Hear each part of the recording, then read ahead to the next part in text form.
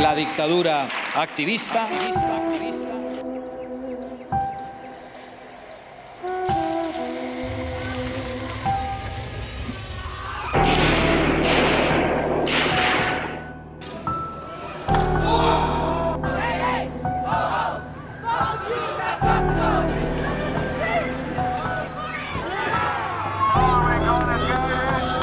El planeta Tierra no aguanta más. Y los jóvenes, que son a los que le queda más vida por vivir, se han cansado. Esta semana se cerraba la COP28 en Dubái, la conferencia sobre el cambio climático de Naciones Unidas, un foro donde los líderes mundiales, al menos los políticos, se reúnen para intentar avanzar en la reducción de gases de efecto invernadero, como lo son el dióxido de carbono, el metano o el ozono, que son los principales causantes del aumento de la temperatura en el planeta. Se han reunido en Dubái porque allí los hoteles, las comunicaciones y la seguridad eran excelentes. Que Emiratos Árabes Unidos sea un país de los que tiene mayores reservas de petróleo en el mundo y que haya utilizado la cumbre para hacer negocios, pues ¿a quién le importa? En la COP28 evalúan también el grado de cumplimiento del acuerdo famoso, aunque no se sabe si triste o de una manera optimista, famoso Acuerdo de París, jurídicamente vinculante y sobre el cambio climático que entró en vigor en 2016. De él dependerá estabilizar el calentamiento global a 1,5 grados al año. Ya vamos por el 1,45 durante algunas semanas. En fin, que es un límite a partir del cual el planeta, nuestro único hogar, corre un elevado riesgo de colapsar. Aunque los efectos de la acción humana sobre el clima ya son más que evidentes.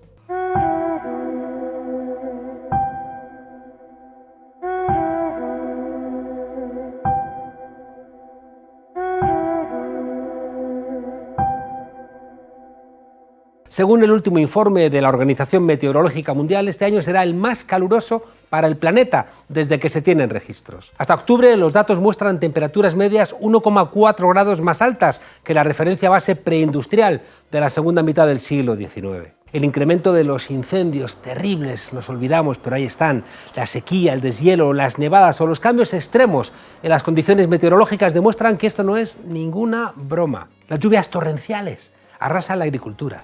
Los incendios acaban con los bosques, superficies mayores que casi todos los países europeos han ardido.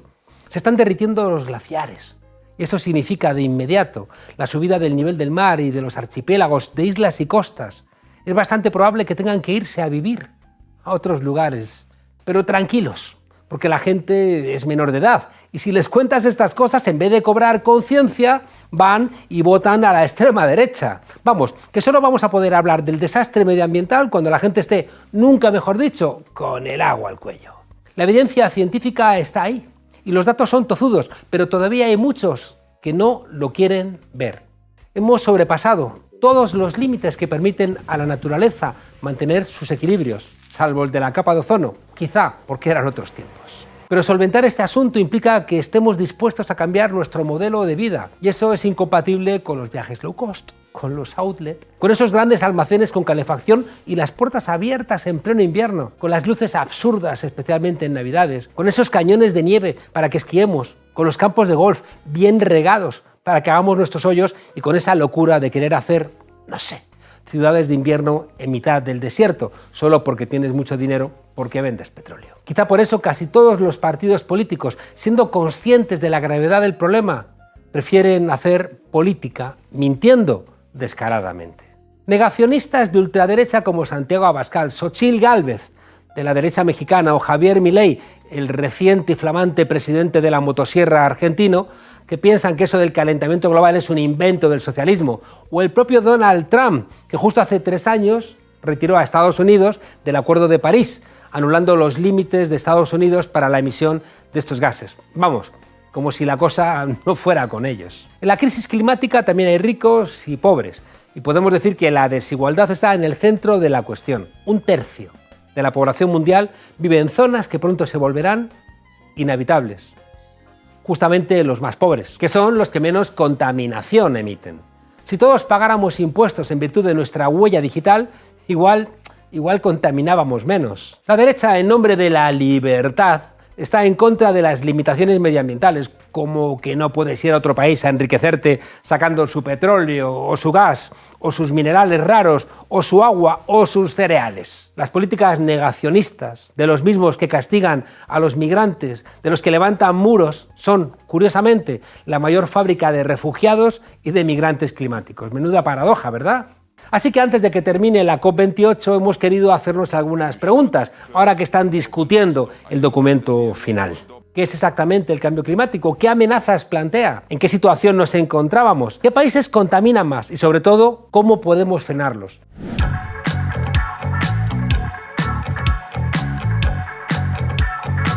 Los científicos estiman que la Tierra tiene una antigüedad de aproximadamente 4.600 millones de años, fastidiando a los cálculos de la Biblia. Es decir, que es cuando se formó el sistema solar. Por aquí han pasado muchísimos seres vivos, pero ninguno ha tenido tanto éxito adaptativo como nuestra especie, el Homo sapiens, que apareció hace apenas 350.000 años. En ese tiempo hemos pasado de unos pocos grupos hasta los 8.000 millones de personas que somos ahora. Cuidado, que a comienzos del siglo XX éramos apenas un poquito más de 1.000 millones de seres humanos. Los avances como sociedad en la medicina, en la tecnología, en la salud fueron muy importantes, y la capacidad también para doblegar a la naturaleza están detrás de ese vertiginoso aumento. Desde la primera revolución industrial del siglo XVIII, el desarrollo humano capitalista ha crecido mucho más rápido que la capacidad de regeneración de la Tierra. Hemos esquilmado los recursos y nos hemos hecho hueco a costa de los demás seres vivos, sin pararnos a pensar. Bueno, en 1972 se habló de los límites del crecimiento, pero la verdad es que nadie les hizo mucho caso. El concepto cultural de sostenibilidad, es decir, el desarrollo que satisface las necesidades del presente sin comprometer las capacidades futuras, surgió hace no mucho tiempo, precisamente cuando nos dimos cuenta de que a este ritmo de depredación no íbamos a dejar ni los restos para las siguientes generaciones, es decir, para nuestras hijas y nuestros hijos. El ser humano ha encontrado la energía que necesita en los combustibles fósiles, que se han vuelto el negocio por excelencia de las mismas élites económicas que invadieron Irak. Las mismas élites que asfixian cada día a Venezuela a ver si se pueden quedar, como dijo Donald Trump, con su petróleo. O que se pueden permitir violar los derechos humanos, como por ejemplo la familia real saudí, solo porque tienen, petróleo. Estos son los mismos que defienden a Israel porque, como han dicho los Estados Unidos, controlar la seguridad de Israel es permitirles controlar la zona donde están las reservas de petróleo del mundo, salvo las de Venezuela, que eso se encargan ellos, por otro lado. Los líderes políticos que deberían protegernos y las multinacionales están muy cómodos con un modelo que es insostenible y que ha llevado a los científicos a hablar del antropoceno, un concepto popularizado en el año 2000 por Paul Crutzen, Nobel de Química, con el que se designaba una nueva época geológica caracterizada por el impacto del hombre, del antropos, sobre la Tierra. Así dejamos atrás el Holoceno, que es el que empezó cuando nos hicimos agricultores y pastores, y un poco cuando empezamos a liarla. El ser humano en apenas 300 años ha sido capaz de poner el mundo patas arriba por consumir lo que necesitó millones de años para generarse. A sickness only you, global leaders, can cure. Excellencies, Earth's vital signs are failing. Record emissions, ferocious fires, deadly droughts, and the hottest year ever. La riqueza y la diversidad de nuestro hogar está amenazada como nunca por la ambición de un sistema económico que no puede dejar de pedalear. Un sistema capitalista que no puede dejar de moverse en la obtención del beneficio y que por tanto necesita depredar cualquier cosa que pueda convertir en una mercancía. El capital no piensa en el mañana, ni tampoco en los costes humanos y medioambientales. Son las contradicciones de las que ya nos habló Marx en su momento. Aún menos cuando en las empresas ya no mandan los propietarios, sino los accionistas o incluso los fondos de inversión, que lo que buscan es aquello que nos contó Woody Allen. Coge el dinero y corre. Pero una buena parte de la población va tomando conciencia. ¿Estamos ante la emergencia de un nuevo sujeto político que pueda unir a la ciudadanía global? Desde luego los jóvenes han dado un paso adelante y con la esperanza intacta de vivir en un mundo mejor, se han organizado para exigir un cambio de modelo, poco a poco, pero con contundencia. La justicia británica declara culpables de causar daños criminales a los activistas que se pegaron a un cuadro de Van Gogh. Aunque es verdad que se arriesgan a ser condenados por terrorismo, ni más ni menos. ¿Por qué? Pues por echar agua con remolacha a un edificio público que la quitas después con un poquito de agua. O por sellar unos agujeros de un campo de golf con un poco de cemento para recordar que no podemos gastar tanta agua que hace falta para la vida, para que juegue una proporción minúscula de la ciudadanía. Ahora os toca a vosotros y vosotras opinar cuál creéis que es la mejor forma de afrontar la crisis climática. ¿Estáis de acuerdo con las estrategias de los activistas por el cambio climático? ¿Hay que tirar pintura sobre los cristales de pinturas famosas que están en los museos? ¿Hay que atentar contra la propiedad privada llenando de cemento lo que está destinado a las pelotas de golf? Esperamos ahí vuestras respuestas. Los responsables políticos organizan cumbres con las que contentar a las empresas energéticas y apaciguar a los desobedientes, pero no nos engañemos. ¿Sabéis quién ha presidido la COP28? El sultán Al-Jaber, ministro de Industria de Emiratos Árabes Unidos y consejero delegado de la empresa Abu Dhabi National Oil Company. ¿Y qué decía esto sobre reducir el consumo de energías fósiles? There is no science out there or no scenario out there that says that the phase out of fossil fuel is what's going to achieve 1.5. Los dirigentes políticos mundiales. Los zorros cuidando de las gallinas. Por cierto, ¡qué calor!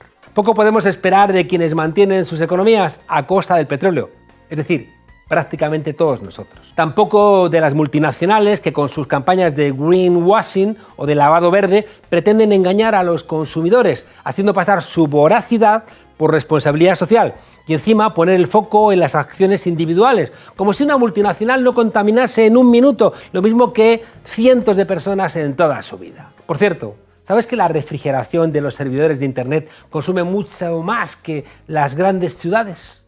Y que no veamos de dónde vienen las cosas no significa que vengan de algún lado.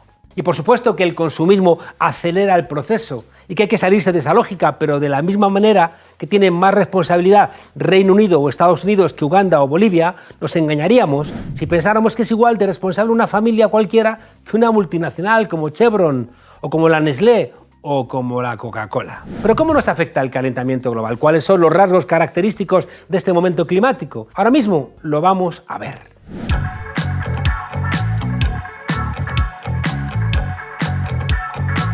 La humanidad ha abierto las puertas del infierno. Con estas palabras, el presidente de la ONU planteaba su preocupación ante la inacción de los líderes mundiales frente al problema más acuciante al que nos enfrentamos todos los seres humanos. Y no le falta razón. Las consecuencias más evidentes son las olas de calor y las sequías que amenazan ecosistemas enteros. Hoy en día, 2/3 de la Tierra están inmersos en un proceso de desertificación. 2/3 de la Tierra en Bolivia. En Bolivia ya no hay agua en el altiplano. Y en Europa cada vez también hay menos. Cataluña entrará en emergencia por sequía en enero si no llueve más.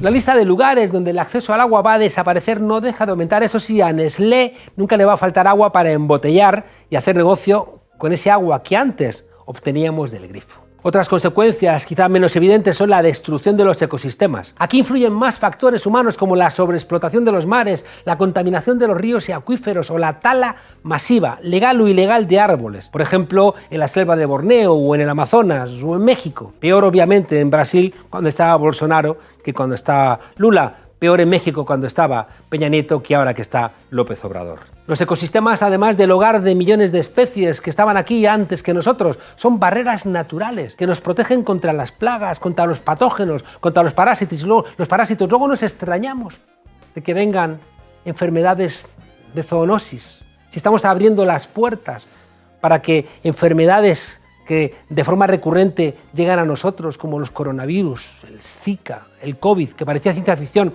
vienen, se convierten en realidad gracias a que hemos roto esas barreras. Ayuso tenía solución para el cambio climático, pero no para las residencias, y eso que los dos son un negocio. Todo esto por no hablar del efecto que tiene sobre la salud la contaminación, que causa 9 millones de muertes prematuras cada año y la cifra no deja de aumentar. Si respiras basura, ¿cómo vas a vivir vida? Pero lo peor de todo es que no sabemos hasta dónde pueden llegar las consecuencias en el largo plazo, ni si ya es demasiado tarde. El deshielo de los casquetes polares, las altas concentraciones de CO2 en los océanos y el aumento del nivel del mar están alterando los equilibrios oceánicos. Y los cambios son tan rápidos que ni nosotros ni los millones de seres vivos que los habitan, podremos adaptarnos sin pagar el precio de la catástrofe.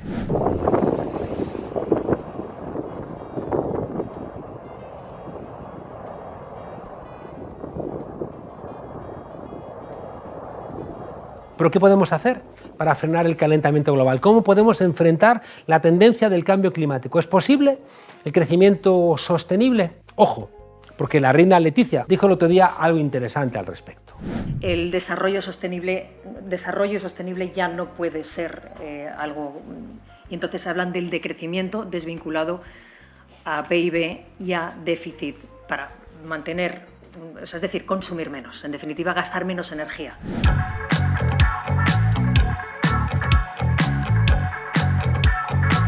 Las mismas empresas de combustibles fósiles que están detrás del calentamiento global y sus interesados voceros siguen empeñados en hacernos creer la gran mentira de que puede haber un desarrollo sostenible.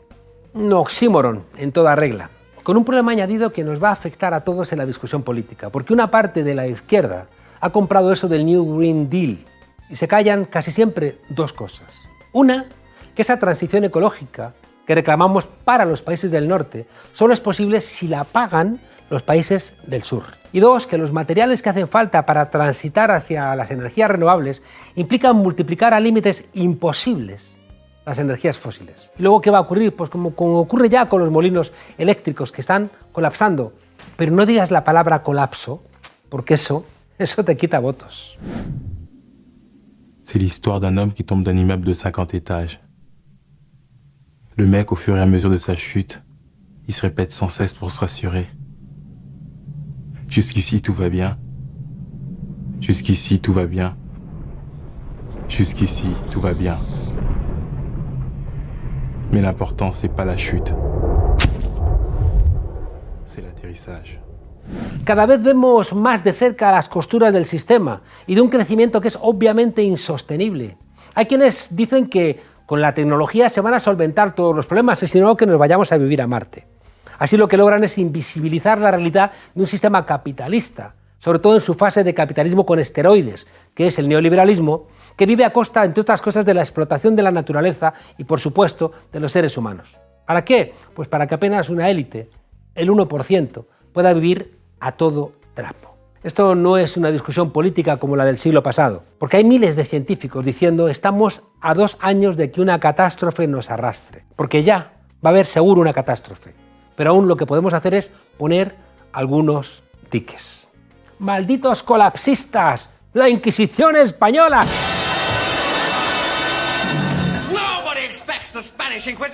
Debemos ser capaces de cuestionar toda la estructura del sistema, de revisar nuestros deseos y nuestras necesidades, preguntarnos si realmente nuestra felicidad está en nuestro nivel de consumo, si vamos a poder ser felices viviendo con un poquito menos y sobre todo viviendo de otra forma. ¿Qué sentido tiene seguir creciendo si al final los frágiles cimientos van a colapsar y se va a derrumbar un edificio que no aguanta más? Es que no es posible alimentar a 8.000 millones de personas con hamburguesas. Y todo el mundo no puede tener un coche que contamina cuando circula, que también contamina cuando lo fabrican y que también contamina cuando reclama para circular carreteras. ¿Qué hace la maldita derecha cerrando los carriles de bicicletas? ¿Se han vuelto locos o su interés económico está tan por encima de los mínimos de inteligencia que cualquier ser humano debiera tener?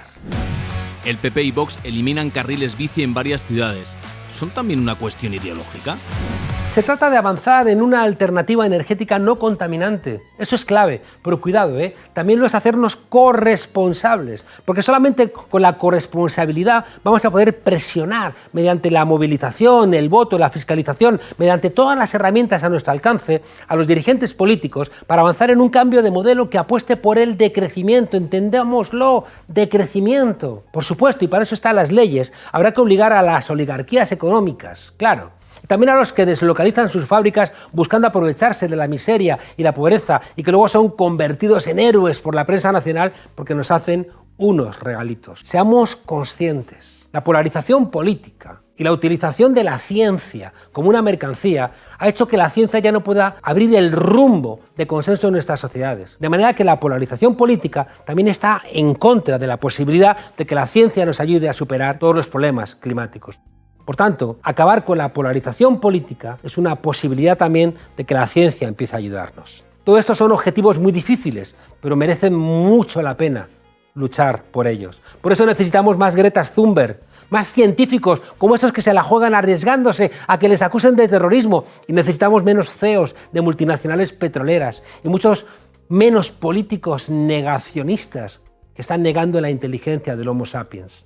A esa gente la ciudadanía debería expulsarles al desierto, como se hacía en la antigüedad bárbara con los gorrones, porque esta gente son nuestros gorrones. Claro que vamos a tener que hacer las cosas escalonadamente. El petróleo está como materia prima en 35.000 productos y, como decíamos, sustituir los combustibles fósiles puede significar quemar más combustibles fósiles de los que tenemos y de los que podemos. Todos los científicos decentes saben que solamente hay una solución: decrecer. Y le corresponde hacerlo pues más a los países más ricos. Gustavo Petro lo recuerda cada vez que va a Naciones Unidas. Todo lo que se pueda hacer ya, hay que hacerlo ya. Y el pueblo no debiera perdonarle nada a los despilfarradores de la vida. Sin transferencia de riqueza del norte al sur, las víctimas climáticas cada vez tendrán menos agua líquida en sus hábitats y se trasladarán al norte, a donde los deshielos permitirán el agua dulce. El éxodo será de miles de millones. Este éxodo inmenso tendrá respuestas en el norte. Ya la podemos ver en las conductas antimigratorias de los países ricos y el ascenso de las extremas derechas en ellos.